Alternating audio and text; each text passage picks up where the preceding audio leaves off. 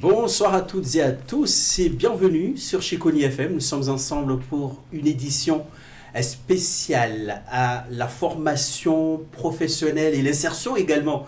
Nous sommes ensemble d'ailleurs pour ce soir pour étayer ce programme autour des invités qui sont parmi nous pour nous parler de leur action en vue. Mais avant d'y arriver d'ailleurs, on va d'abord commencer par une présentation de la structure et nous sommes avec la Cité de métiers représentée ici par le responsable et la coordination.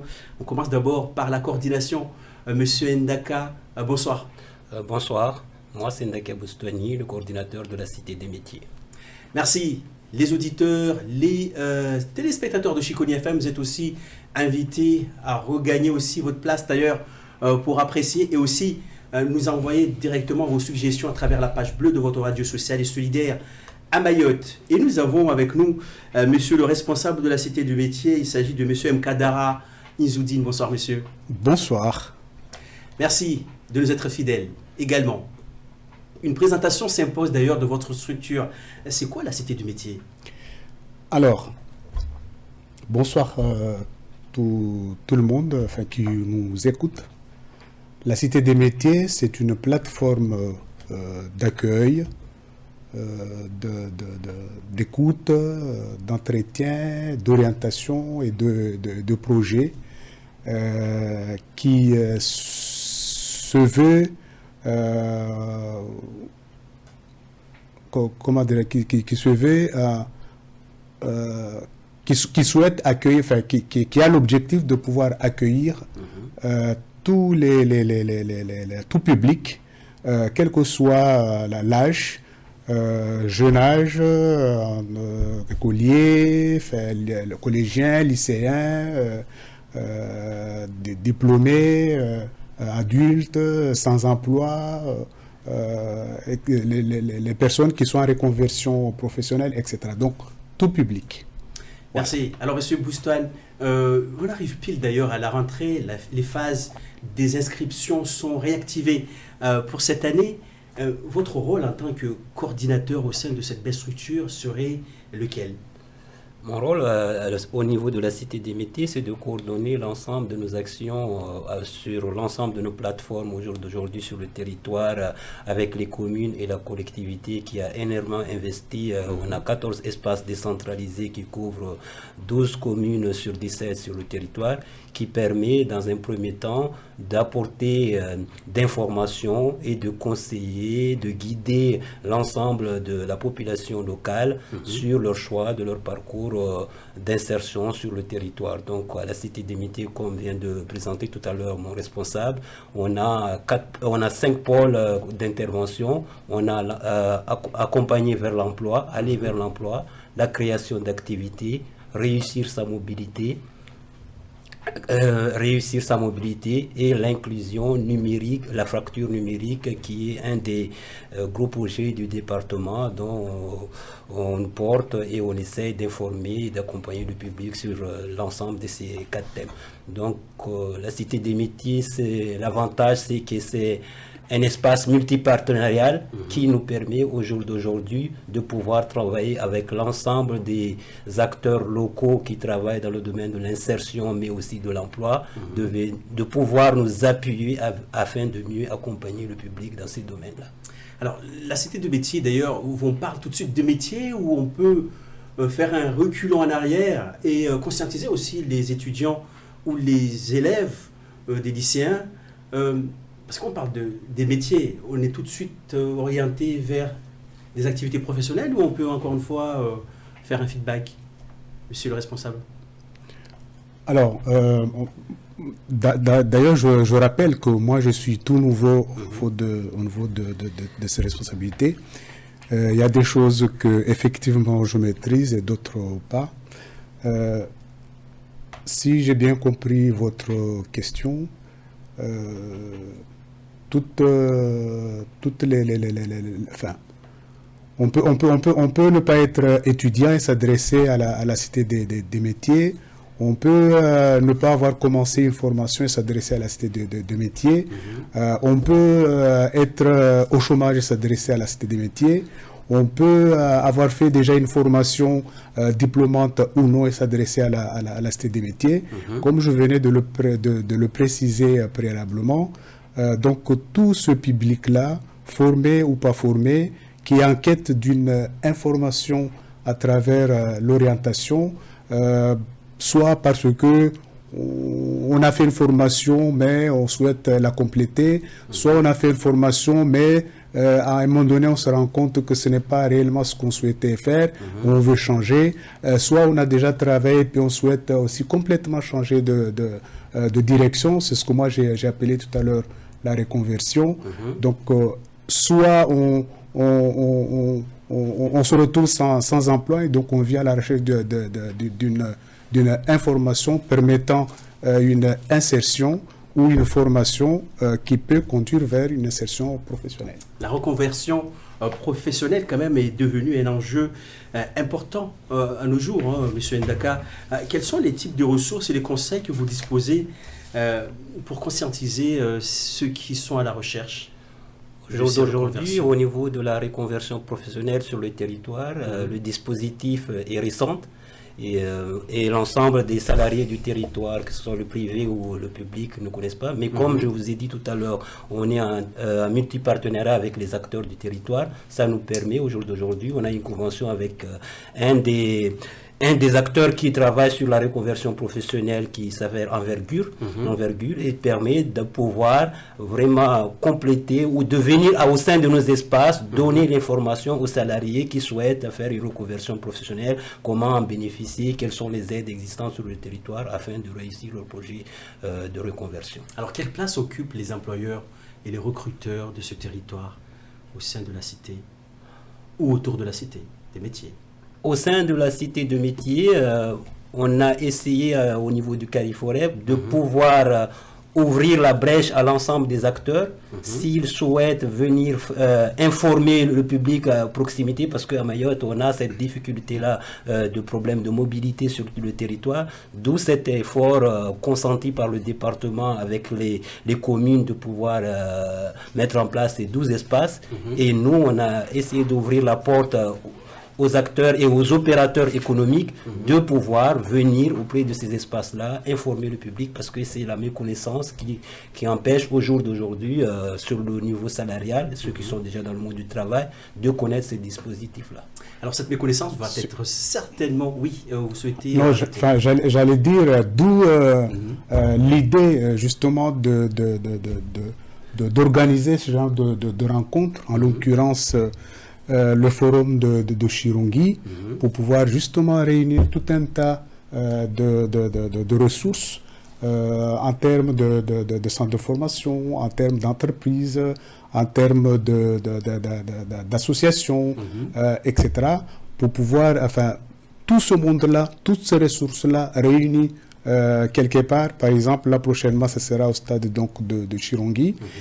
Et à partir de cette occasion, les demandeurs, ceux qui sont en demande d'informations pour une insertion ou pour une formation, viendront à la rencontre de ces personnes ressources pour pouvoir obtenir les informations leur permettant d'agir, leur permettant de renouer avec un avenir meilleur.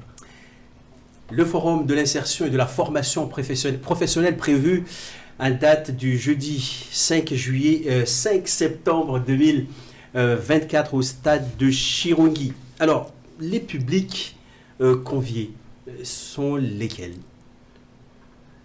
Comme a dit tout à l'heure mon responsable, c'est l'ensemble du public qui est convié à cet rendez-vous-là, parce qu'on aura tous les partenaires, que ce soit les partenaires de l'orientation et les organismes de formation, mais aussi il y a les opérateurs économiques qui ont des offres d'emploi à ce jour-là, qui seront présents, comme au jour d'aujourd'hui, qui ont répondu à Retravailler Mayotte.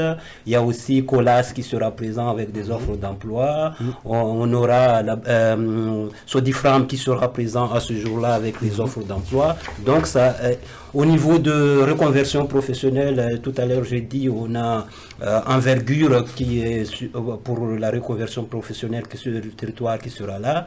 Mais même au niveau de l'alternance pour les étudiants qui recherchent une première activité professionnelle, ANAF sera à ce rendez-vous-là du 5 au niveau de Chirongi. Donc, ça permet l'ensemble des personnes qui sont à la recherche, que ce soit de l'emploi, de l'orientation, de reconversion professionnelle ou de recherche de mobilité, de pouvoir venir s'informer, mais aussi sur l'inclusion numérique, parce qu'on sait tous au jour d'aujourd'hui que tout est dématérialisé, et pour pouvoir accompagner nos mamans ou nos papas, donc eux aussi ils ont la place ce 5-là pour venir s'informer, parce qu'il y aura des organismes au niveau de l'informatique qui sera là pour venir s'informer. Alors, nous sommes à quelle édition pour ce forum?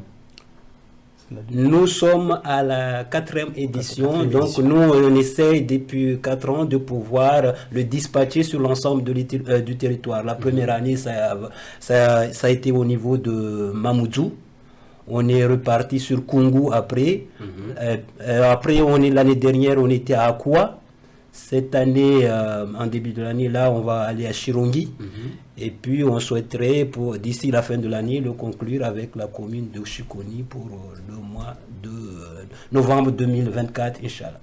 Alors, j'allais dire, en fait, la cité des métiers se donne pour objectif de décentraliser les choses, c'est-à-dire aller vers la population de Mayotte là où elle se trouve.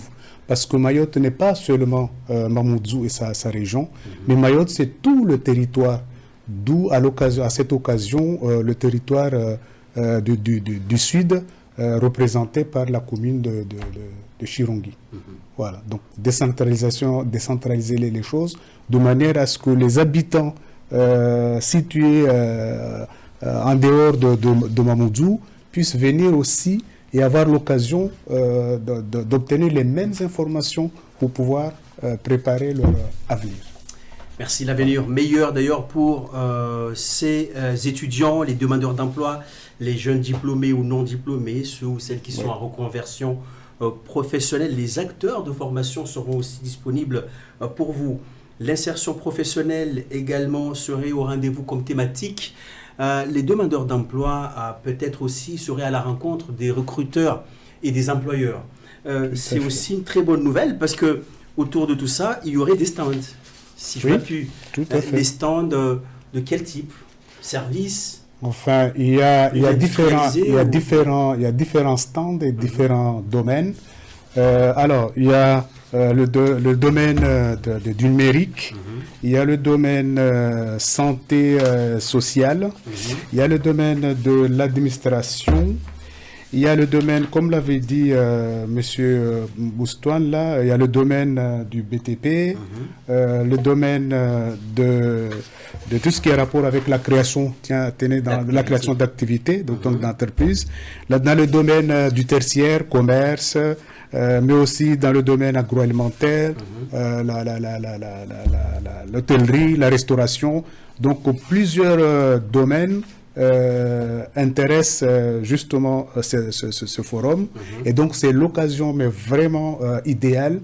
Nous invitons justement la population du Sud à profiter de cette occasion pour pouvoir se renseigner et obtenir les informations leur permettant réellement d'agir et d'avoir une situation en termes d'avenir plus ou moins assurée. Souvent, on a l'impression qu'on veut aller plus vite. Et nos futurs, les prétendants pour un emploi, sont souvent, comment dirais-je, stoppés en quelque sorte, car ils méconnaissent en fait le milieu professionnel.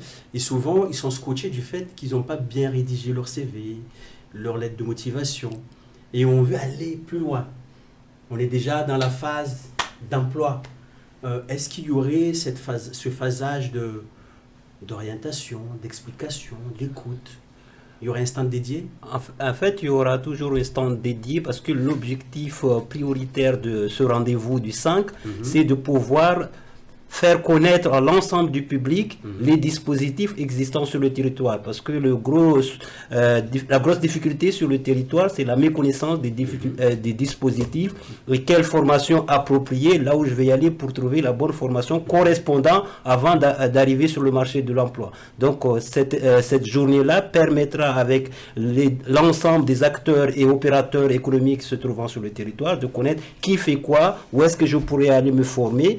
Et puis il y a encore cette grosse difficulté là, on a profité de le faire vraiment à l'intervalle de la rentrée pour permettre aussi à des jeunes qui auront réussi par exemple leur bac mais qui ne peuvent pas partir pour des situations X, de pouvoir connaître les dispositifs et de ne pas rester une année morte sur le territoire à ne rien faire, sachant qu'il y a des offres de formation qui sont organisées sur le territoire par le département, et dont le Cariforef, le GIP Cariforef est l'opérateur sur ces formations-là, mais les jeunes ne le connaissent pas.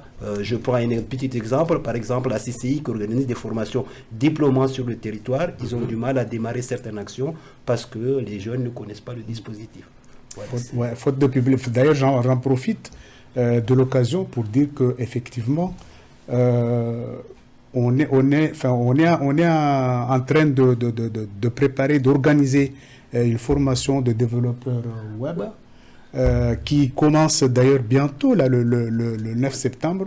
Et nous aurons besoin d'une vingtaine de jeunes pour pouvoir démarrer et suivre la formation. Des jeunes de tous bords?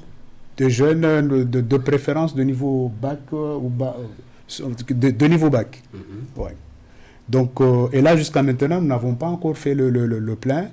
Nous demandons à ce que les jeunes s'adressent à nos espaces numériques afin de pouvoir se signaler de manière à pouvoir suivre la formation. Et c'est une formation quand même qui est des niveaux bac plus 2.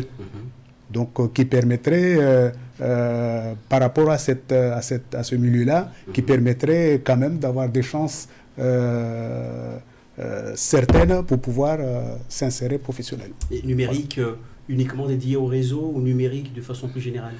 Je complète ce qu'a dit le responsable. Cette formation de développeurs, déjà on a l'acteur qui est notre partenaire Ndovu qui travaille avec nous, qui est un start-up dans le domaine du numérique. Il organise cette formation sur le territoire pour pouvoir permettre aux jeunes de pouvoir se former sur le territoire. Et le métier de développeur web, c'est fait partie des métiers d'avenir sur l'ensemble de couverture du territoire. Donc, on est là en période de pouvoir recruter des jeunes pour démarrer la formation 100% locale, une formation renumérée.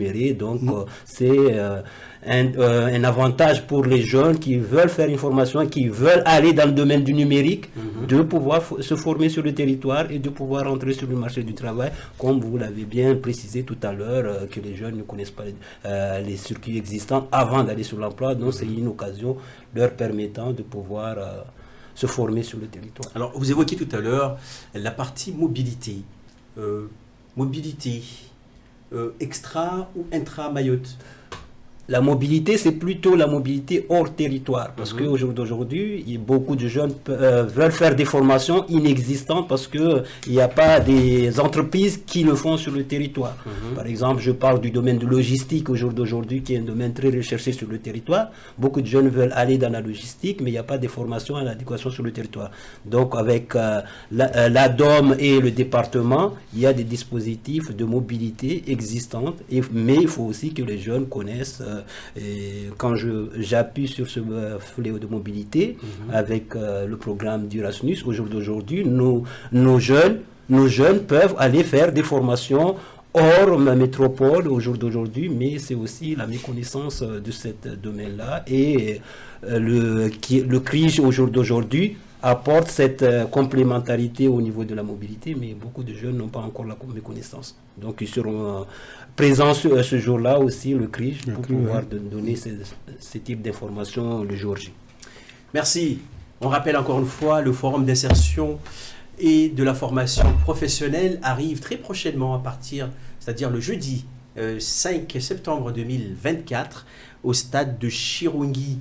Un événement tant attendu d'ailleurs pour les futurs employés, mais également pour les employeurs qui recrutent. C'est aussi les meilleures opportunités de tâter aussi le terrain pour voir aussi qui serait employable.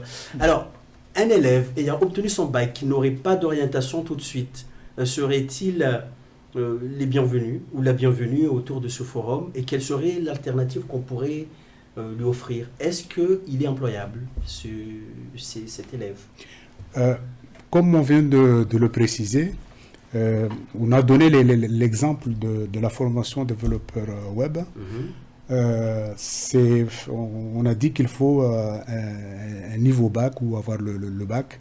Et donc les élèves qui sont titulaires d'un baccalauréat et à la recherche d'une formation pour des raisons X ou Y, ils n'ont pas pu aller faire les études post-bac. Donc en prenant l'exemple de cette formation, donc peuvent s'adresser à la Cité des métiers pour cela. Mais en parlant du forum à proprement parler, effectivement, les élèves, comme on a dit qu'il y a tout un ensemble de partenaires qui vont être présents ce jour-là, les élèves auront l'opportunité justement de s'adresser à des organismes, soit de formation, soit de s'adresser directement à des entreprises qui vont être présents ce jour-là, en vue d'une solution, soit en termes d'insertion, soit en termes de formation, parce qu'on a parlé aussi des formations en alternance, donc qui sont possibles. Le déroulement de la journée, comment va se passer ce jeudi 5? Qu'est-ce qu'on pourrait s'attendre en tant que public, par exemple, qui s'y rendrait au stade de Chirongui et qui souhaiterait avoir plus d'informations? Quels sont les stands qui seraient disponibles? Est-ce qu'on pourrait aller d'un stand à un autre et s'informer davantage? Est-ce qu'il y a des stands disponibles? Des stands, il y en a beaucoup. Oui, aujourd'hui, on a, par rapport au forum du 5, on a déjà 43 partenaires qui ont accepté de venir, de pouvoir nous épauler et de pouvoir apporter cet élément d'information auprès du public. Et moi, j'insiste encore, quand on vient à un forum pour le public, il faut se préparer au préalable.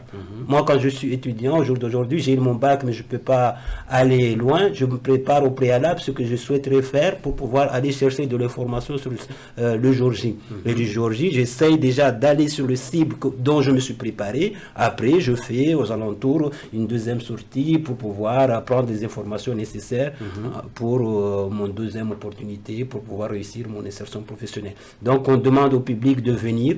Il y aura 43 partenaires qui seront là, de l'orientation, de l'emploi, de la création d'activités, comme j'ai dit tout à l'heure, de la reconversion professionnelle, de l'inclusion numérique. Donc, il y a déjà assez de domaines exploitables par rapport à la journée et ils seront en liberté de pouvoir circuler librement pour aller chercher les informations nécessaires liées à leur projet professionnel. Merci de nous être fidèles. Alors, la mobilisation des acteurs continue. Qui sont les partenaires associés à ce projet? Il a cité tout à l'heure au nombre de 40 acteurs peut-être potentiellement qui seraient disponibles, qui pourraient se déplacer, mais est-ce qu'il y aurait des partenaires directement liés à ce forum? Oui, les partenaires directement liés à ce forum. On remercie tout d'abord la mairie de Chirongui, dont la mairie a voulu nous accueillir au sein de leur localité, mais aussi on a la CCS Sud qui a voulu nous accompagner au niveau de cet forum-là. Il y a le conseil départemental qui est un de nos grands financeurs qui nous accompagne par rapport à cela. Ça, c'est vraiment les partenaires institutionnels qui accompagnent par rapport à cet forum-là, en dehors des acteurs du monde de la formation, de l'emploi ou de la création d'activités dont on travaille en permanence durant toute l'année depuis 2013 en partenariat, qui ont répondu sans condition à venir donner leur temps de travail pour apporter le maximum d'informations positives pour l'ensemble du public du territoire, mais surtout de la zone sud, où des fois, comme a dit tout à l'heure le responsable, beaucoup se fait à Mamoudzou et les jeunes qui sont un peu éloignés du marché de l'emploi n'en bénéficient pas, dont le principal décentralisation de ces journées-là. L'accès ou l'inscription gratuite ou payant? Ah non, on a voulu justement avoir plus de public. On ne va quand même pas faire payer l'accès au forum. à des gens qui veulent venir se renseigner. Bon, donc c'est pour dire que l'accès est gratuit et c'est tout le public. Et au niveau des stands, les personnes qui seront présentes choisiront eux-mêmes en fonction de leur souhait les stands qu'ils peuvent visiter et poser des questions. Donc, possibilité aussi d'accueillir des groupes scolaires qui souhaiteraient s'y rendre ce jour-là? Tout à fait. Il n'y a aucun souci. D'ailleurs, ce serait encore plus intéressant parce que nos jeunes, moi qui ai été avant conseil d'orientation, je sais que nos jeunes souvent ont du mal à avancer en termes de projets, en termes d'information. Et donc, oui, c'est un public qu'on peut accueillir avec les bras ouverts. Merci. Des espaces dédiés aussi à l'entrepreneuriat. Et la place des femmes serait-elle aussi visible? Parce que souvent, on parle de l'emploi des femmes, l'égalité hommes-femmes. Est-ce que vous y avez pensé? Vous l'avez intégré dans vos dispositifs pour cette année, insertion professionnelle? Pas que pour les hommes, mais aussi pour la femme aussi. Je pense que cette question-là n'a pas trop sa place parce que la femme, malgré que la femme, je dis l'égalité entre hommes-femmes, mais quand on regarde, nous qui est sur le terrain, sur l'insertion professionnelle depuis, on remarque que c'est les femmes qui viennent en masse que les hommes. Donc les femmes, déjà, ils ont tout à fait leur place, mais qu'elles continuent à prendre leur place, mais aussi que les hommes suivent derrière parce que dans l'univers de la formation, on retrouve plus de femmes qui sont à la recherche que les hommes. Donc l'égalité est liée, mais c'est plutôt nous les hommes qui sont un peu en marche ralentie. Voilà. Les conférences et les tables rondes prévues pour cette journée sur des thématiques dédiées?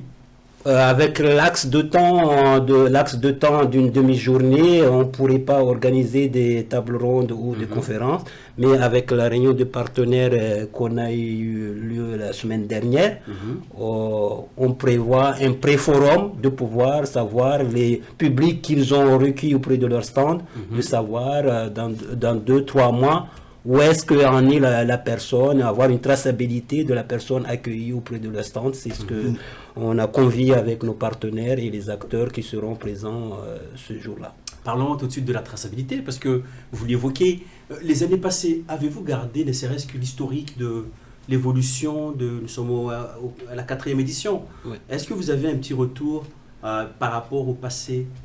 Au retour au passé, parce que du 1er au 3e, déjà on a vu que l'influence a quand même augmenté. Et puis au niveau de retour, beaucoup de jeunes au jour d'aujourd'hui, parce que moi je suis sur le terrain depuis 2009, là où je suis au niveau de la Cité des Métiers, là-bas, je remarque que des jeunes, il y en a certains qui à travers les espaces qui ont été ouverts, ont eu la connaissance et transmis aux autres au jour d'aujourd'hui. Même si on retrouve toujours des choix par défaut, qu'on doit tous s'y mettre ensemble avec les acteurs pour pouvoir le corriger, mais on remarque une constante augmentation et on marque des jeunes au jour d'aujourd'hui qui ont plus d'alternatives, de vision par rapport aux besoins du territoire, parce que c'est ça vraiment l'intérêt de pouvoir organiser ce type de forum, de permettre aux jeunes de pouvoir avoir la connaissance du besoin du territoire avant de se former. Alors, l'insertion professionnelle, mais également, vous nous avez tout à l'heure évoqué la reconversion. La reconversion professionnelle doit-elle être subie ou doit être choisie par celui ou celle qui souhaiterait se reconvertir? Parce que souvent, on mélange, hein, on a l'impression que les personnes subissent en quelque sorte leur reconversion.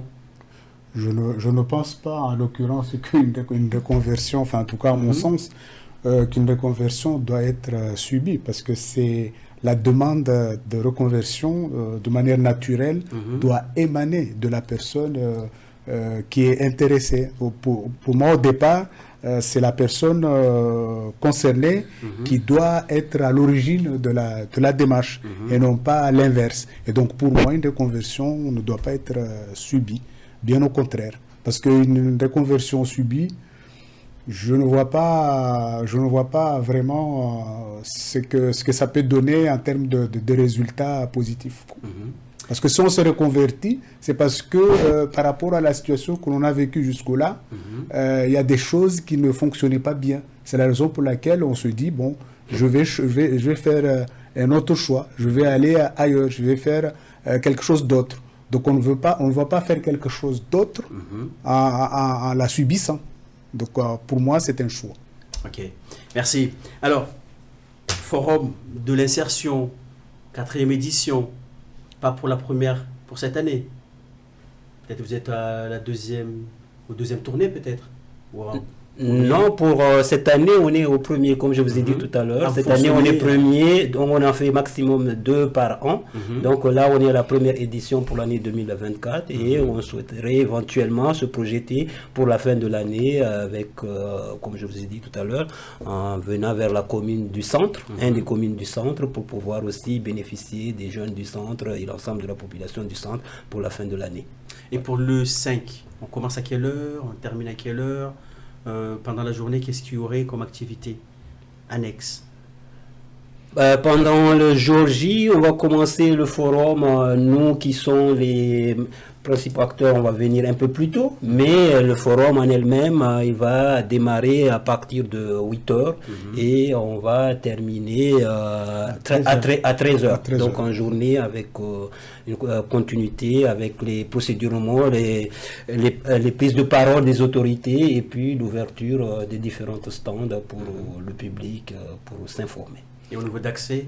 Au niveau d'accès au jour d'aujourd'hui, oui, le directeur m'a déjà informé par rapport à ça. Donc, moi, j'ai essayé au niveau de la cité de métier de pouvoir prendre contact avec les référents des CCAS communaux de la zone sud, comme aussi au jour d'aujourd'hui que les communes certaines communes disposent des moyens de transport pour la population. Donc à ce jour, il y a la commune de Kanikeli qui m'a confirmé à travers son CCS qu'ils auront un transport de mobilité pour des jeunes qui souhaiteraient se rendre au forum, de pouvoir se rendre s'ils n'ont pas des moyens. Mais on a aussi discuté avec la commune de Banedé en parallèle et la commune de Boni en attente de réponse par rapport à ce problème de mobilité. Et j'ai même eu par rapport à cette question de mobilité aujourd'hui un contact avec un représentant de la CAS de Chirongui à qui j'ai posé justement cette question par rapport aux habitants, aux personnes de la commune de Chirongui qui souhaiteraient se déplacer, venir au forum. Et elle m'a confirmé que c'est une possibilité. Ils vont voir pour mettre en place un transport intérieur au niveau de la commune. Donc environ 40 acteurs mobilisés ce jour-là. Pour combien de corps de métier qui sera représenté en moyenne? On a dit tout à l'heure, a dit le directeur, il y a les acteurs de la formation et de l'insertion. Ça, c'est pour pouvoir aller sur comment se former, où trouver les formations appropriées. Après, on a les domaines appropriés par rapport à l'emploi, avec Retravailler Mayotte, France Travail qui sera présent, mais on a aussi pour pouvoir développer l'île, on a besoin de créer. Et on a les organismes comme BGE qui seront sur place pour venir apporter cet élément de plus d'informations, comment pouvoir créer une activité sur le territoire. Mais on a aussi les opérateurs économiques, comme je vous ai dit tout à l'heure, COLAS, qui est le domaine du BTP, qui seront présents avec des offres d'emploi ciblées. Donc c'est pourquoi j'ai dit en amont tout à l'heure concernant cela, il faut que moi qui est demandeur d'emploi ou moi qui a besoin de me reconvertir ou moi qui recherche comment je peux pouvoir faire mes procédures en ligne, je dois me préparer en amont avant de venir, mais pas venir comme ça à la hâte en attendant qu'il y a quelque chose, de venir et après je ne sais pas ce que je vais faire. Monsieur le directeur, vous souhaitez rajouter quelque chose? Oh, non, pas spécialement par rapport à ce que je viens de dire. Merci de nous être fidèles. Notre édition ne tardera pas à toucher à sa fin. Peut-être des mots ou des invitations toutes particulières à envoyer pour ce soir? Des partenaires, salutations, ou peut-être vous avez des en tous les cas, comme j'ai l'habitude de le faire, à l'occasion notamment de la réunion dont parlait M. Boustouane, que nous avons faite à Mamoudzou récemment, la semaine dernière. Nous, à chaque fois, quand l'occasion nous sera donnée, Nous remercierons nos partenaires parce que, comme je l'ai dit, sans eux, nous ne pouvons pas faire grand-chose. Nous voulons travailler main dans la main avec eux pour pouvoir venir en aide à nos jeunes de Mayotte, parce que Mayotte, avec les circonstances de son développement, qui accuse un certain niveau de retard, nous avons besoin d'avancer. Et pour pouvoir avancer, nous avons besoin de travailler ensemble, la main dans la main. Et donc, nous remercierons toujours nos partenaires.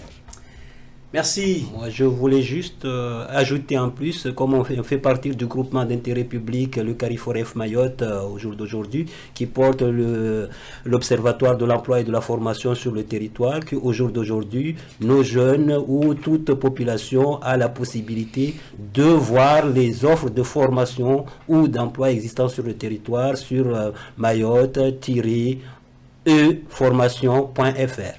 Donc, ils ont l'accès de pouvoir, depuis chez eux, pouvoir découvrir les offres de formation se trouvant sur le territoire et de pouvoir mieux préparer et réussir leur projet professionnel. Merci. La réussite d'un projet professionnel passe par le collectif et la Cité de métier le fait très bien à travers Mayotte. Des forums vont certainement voir le jour, voire encore une fois s'amplifier autour de nous. D'ailleurs, des actions de proximité de formation nécessite tout simplement l'attention de tout un chacun d'entre nous, les parents, les étudiants, les entrepreneurs, les habitants, et aussi les associations aussi. Vous êtes aussi tous les bienvenus autour de ce forum. Le forum, la 5e édition qui arrive le jeudi 5 septembre 2024 à Chirongui. Venez nombreux, venez aussi en famille, venez aussi vous informer. S'informer, c'est rendre aussi riche le département de Mayotte en termes d'emploi. L'emploi. Tous les domaines seraient aussi en particulier représentés, y compris la maritime. Parce que c'est très demandé par nos jeunes. Les jeunes sont aussi très à l'affût à tout ce qui est métier de mode, métier de luxe, mais également le numérique. Il faut combattre aussi cette fracture qui tend aussi à devenir une généralité. Luttons et maintenons aussi l'équilibre économique autour de ce grand forum.